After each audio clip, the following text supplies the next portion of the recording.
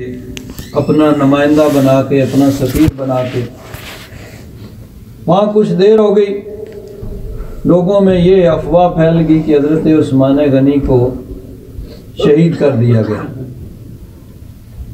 نبی کریم صلی اللہ علیہ وسلم آپ نے جب دیکھا صحابہ کرام کے جذبات کو، تو نبی کریم صلی اللہ علیہ وسلم نے فرمایا کہ آؤ، آ کے میرے ہاتھ پہ بیعت کرو، سب یہ عہد کرو کہ ہم حضرت عثمان غنی رضی اللہ تعالیٰ عنہ کے قتل کا بدلہ لیں گے۔ سارے صحابہ کرام آ رہے ہیں، ایک ایک کر کے بیعت کر رہے ہیں۔ اب یہاں سوال پیدا ہوتا ہے کہ حضرت عثمان غنی تو زندہ تھے، ان کو تو کسی نے شہید نہیں کیا تھا، اور یہ ایک افواہ تھی۔ تو اس میں بھی ایک حکمت تھی، نبی کریم صلی اللہ علیہ وسلم صحابہ کرام کے ایمان کو دکھانا چاہتے تھے قیامت تک کے لیے کہ ان کا ایمانی جذبہ کیا ہے۔ اللہ تبارک و تعالیٰ ان کو قرآن پاک کے اندر بیان فرماتا ہے، ورنہ آخر میں نبی کریم صلی اللہ علیہ وسلم نے فرمایا کہ یہ میرا ہاتھ، یہ عثمان کا ہاتھ ہے، اور یہ میں عثمان کی طرف سے بیعت کر رہا ہوں۔ یعنی یہ بتا دیا کہ عثمان یہاں موجود نہیں ہے لیکن زندہ ہیں، ان کو بھی اس شرف سے مشرف کرنے کے لیے میں اپنا ہاتھ ان کا ہاتھ قرار دے رہا ہوں۔ اب صحابہ کرام بیعت کر رہے ہیں۔ اللہ تبارک و تعالیٰ نے ارشاد فرمایا، ان الذین یبایعونک انما یبایعون اللہ۔ محبوب، جو آپ کی بیعت کر رہے ہیں، آپ کے ہاتھ میں جنہوں نے ہاتھ دیا ہوا ہے، در حقیقت وہ اللہ تعالیٰ کی بیعت کر رہے ہیں۔ بظاہر آپ کا ہاتھ ہے لیکن در حقیقت اللہ تبارک و تعالیٰ کا، یعنی اللہ تبارک و تعالیٰ کے محبوب کے ہاتھ کو اللہ تبارک و تعالیٰ نے اپنا ہاتھ قرار دیا۔ تو اب حضور کی محبت، اللہ کی محبت، حضور کی اطاعت، اللہ کی اطاعت، حضور کی بیعت، اللہ کی بیعت۔ اور دیکھیے اللہ تبارک و تعالیٰ نے ارشاد فرمایا، یا ایھا الذین آمنوا استجیبوا للہ وللرسول اذا دعاکم۔ اے ایمان والو، اللہ کا حکم مانو اور اس کے رسول کا حکم مانو جب وہ تمہیں بلائیں۔ اب عربی گرامر اور قاعدے کے مطابق اللہ تبارک و تعالیٰ اور اس کے رسول دو کا ذکر ہوا، تو عربی گرامر کے مطابق ہونا چاہیے اذا دعواکم، جب وہ دونوں تمہیں بلائیں۔ گرامر کا تقاضا یہ ہے، لیکن اللہ تبارک و تعالیٰ نے فرمایا اذا دعاکم، واحد کا صیغہ استعمال کیا، تو گویا اللہ کا بلانا اور اس کے محبوب کا بلانا دو الگ چیزیں نہیں ہیں، بلکہ اللہ تبارک و تعالیٰ اور اس کے رسول کا بلانا ایک ہی چیز ہے۔ تو نبی کریم صلی اللہ علیہ وسلم کی محبت، اللہ کی محبت، حضور کی اطاعت، اللہ کی اطاعت، حضور کا بلانا، اللہ کا بلانا، حضور کی بیعت کرنا، اللہ تبارک و تعالیٰ کی بیعت کرنا، اور حضور نبی کریم صلی اللہ علیہ وسلم کا ذکر کرنا، یہ بھی اللہ تبارک و تعالیٰ کا ذکر کرنا ہے۔ نبی کریم صلی اللہ علیہ وسلم کی نعت شریف پڑھنا، حضور پر درود شریف پڑھنا، یہ بھی اللہ تبارک و تعالیٰ کے ذکر میں سے ایک ذکر ہے۔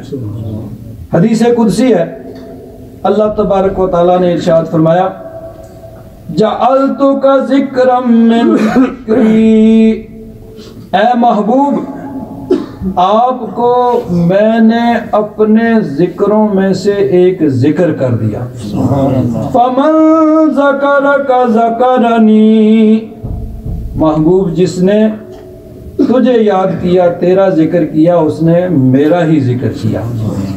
تو نبی کریم صلی اللہ علیہ وسلم کا ذکر اللہ تبارک و تعالیٰ کا ذکر، یعنی نعت پڑھ رہا ہے تو وہ اللہ تعالیٰ کا ذکر کر رہا ہے، درود شریف پڑھ رہا ہے تو اللہ تبارک و تعالیٰ کے ذکر کے اندر وہ آدمی مصروف ہے۔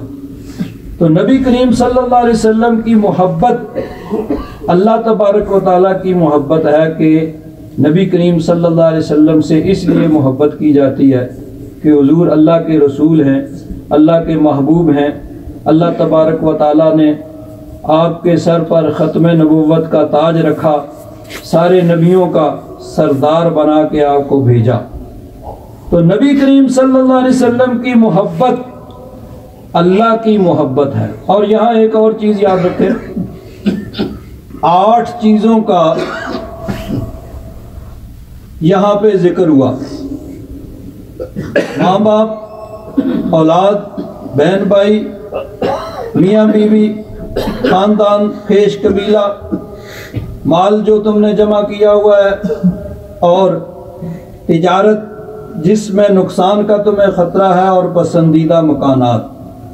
یہاں اپنی ذات اس کا ذکر نہیں۔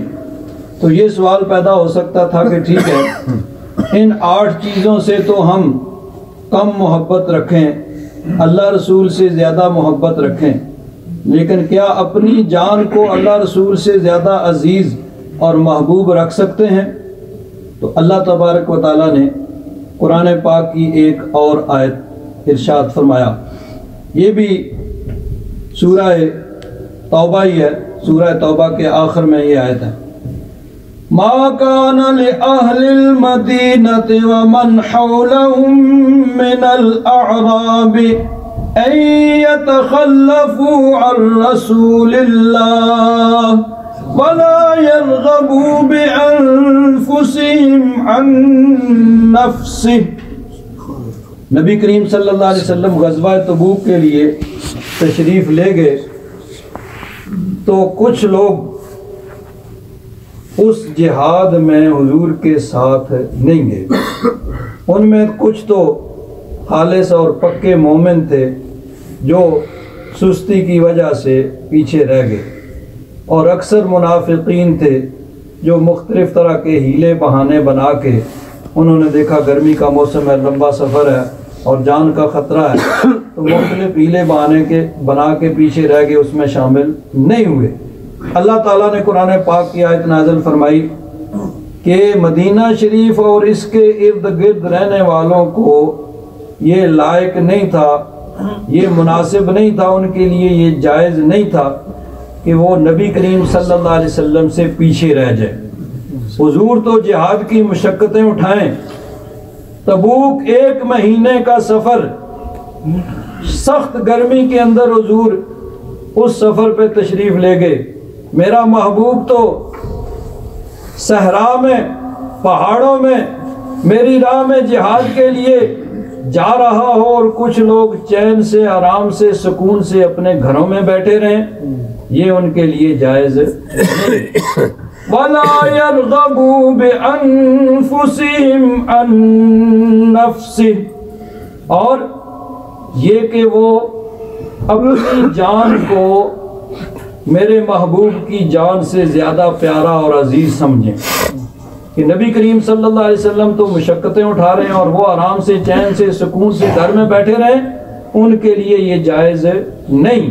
تو گویا اپنی ذات اور اپنی جان سے بھی زیادہ اللہ رسول کی محبت انسان پہ لازم ہے۔ اور یہ میں عرض کر رہا ہوں کہ حضور کی محبت در حقیقت اللہ تبارک و تعالیٰ کی ہی محبت ہے۔ چنانچہ دیکھیے حضرت فاروق اعظم رضی اللہ تعالیٰ عنہ، آپ سے ایک مرتبہ نبی کریم صلی اللہ علیہ وسلم نے پوچھا کہ اے فاروق اعظم، مجھ سے کتنی محبت کرتے ہو؟ حضرت فاروق اعظم رضی اللہ تعالیٰ عنہ، اب وہ سیدھی بات کرنے والے، سچی بات کرنے والے تھے، کسی قسم کا وہ ہیر پھیر یا فریب کی بات کرنے والے نہیں تھے۔ انہوں نے عرض کیا یا رسول اللہ، دنیا کی ہر چیز اس سے زیادہ آپ سے محبت ہے جس میں ماں باپ، اولاد، خاندان، قبیلہ، گھر بار اور مال و دولت سب چیزوں سے زیادہ آپ سے محبت ہے، لیکن اپنی جان سے میں آپ سے زیادہ محبت کرتا ہوں۔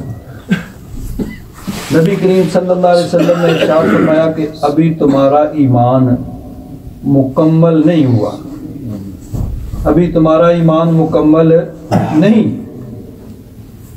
حضرت فاروق اعظم رضی اللہ تعالیٰ عنہ نے عرض کیا کہ یا رسول اللہ، اب میرے دل میں آپ کی محبت اپنی جان سے بھی زیادہ ہے۔ حضور نے فرمایا الآن، ہاں اب تمہارا ایمان مکمل ہوا ہے، اب تم کامل مومن ہو۔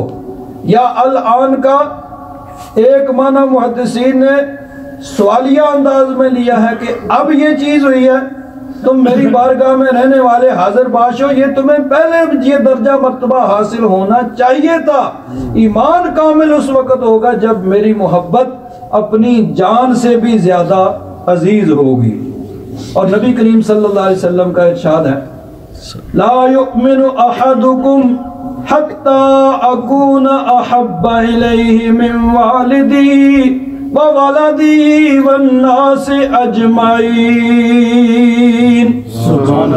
تم میں سے کوئی اس وقت تک کامل مومن نہیں ہو سکتا جب تک کہ میں اسے اس کے ماں باپ، اولاد اور سب لوگوں سے زیادہ پیارا نہ ہو جاؤں۔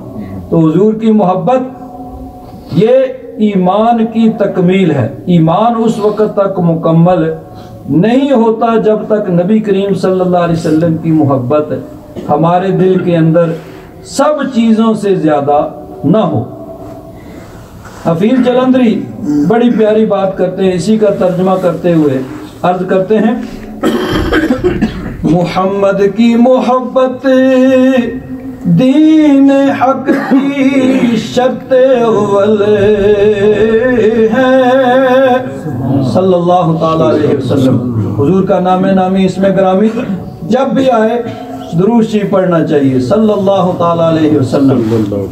محمد کی محبت دین حق کی شرط اول ہے، اسی میں ہو اگر خامی تو سب کچھ نامکمل ہے، اور محمد ہے متاع عالم ایجاد سے پیارا، پدر مادر برادر جان و مال اولاد سے پیارا،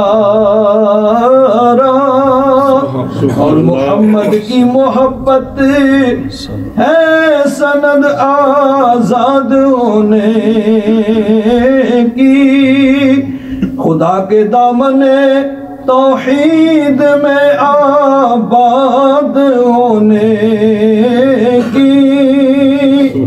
تو یاد رکھیں، ولی ہونا، قطب ہونا، غوث ہونا یہ بعد کی بات ہے، یہاں صرف ایمان کی بات ہو رہی ہے کہ اس وقت تک ایمان ہی کامل نہیں ہوتا جب تک نبی کریم صلی اللہ علیہ وسلم کی محبت باقی دنیا کی ہر چیز سے زیادہ نہ ہو جائے۔ کیونکہ دیکھیے حضرت فاروق اعظم رضی اللہ تعالیٰ عنہ، کیا ان کی نماز کے اندر کوئی کمی ہوگی؟ کسی سے کم نمازی تھے؟ کسی سے کم حج کرنے والے تھے؟ کسی سے کم روزے رکھنے والے تھے؟ یا کسی جہاد میں پیچھے رہ گئے؟ یا اور کسی نیکی کے کام میں وہ پیچھے رہنے والے تھے؟ نہیں، کوئی کمی نہیں تھی۔ لیکن حضور نے فرمایا کہ جب تک میری محبت اپنی جان سے بھی زیادہ نہ ہو اس وقت تک تیرا ایمان مکمل نہیں ہو سکتا۔ نبی کریم صلی اللہ علیہ وسلم کی محبت جان ایمان ہے اور اصل ایمان ہے۔